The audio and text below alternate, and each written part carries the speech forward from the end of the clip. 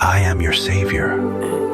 In John 14:6, Jesus declares, I am the way, the truth, and the life.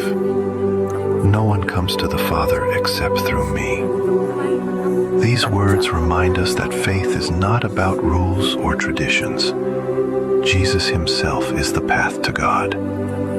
To follow him is to walk toward love, peace, and spiritual fulfillment. When he says he is the truth, he reveals all that is real and eternal.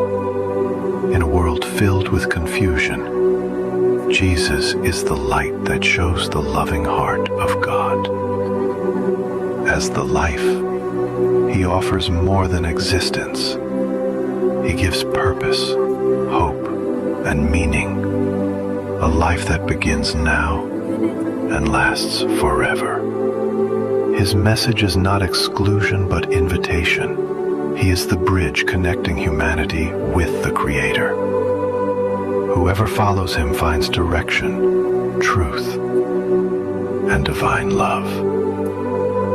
If this message touches your heart, share it with someone in need.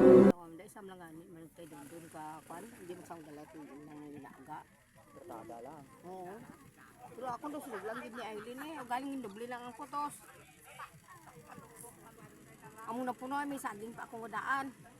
May pinya na pa diyan sa bilog.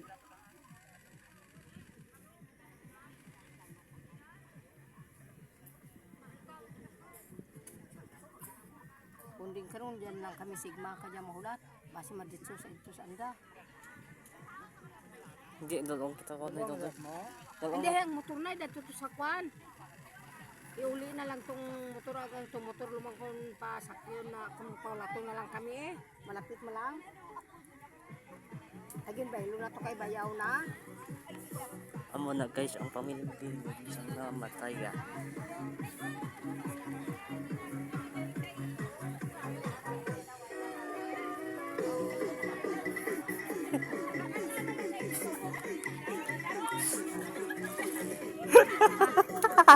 Kana nabi ka mo nga aga pala na magsatsa. Oo gani. Na.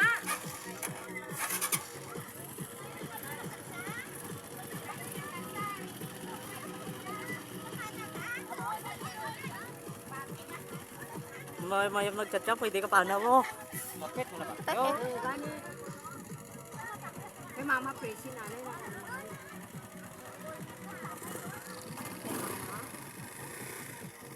Paano naman katulisin mo sama ta sa Non-stop para hindi maubos.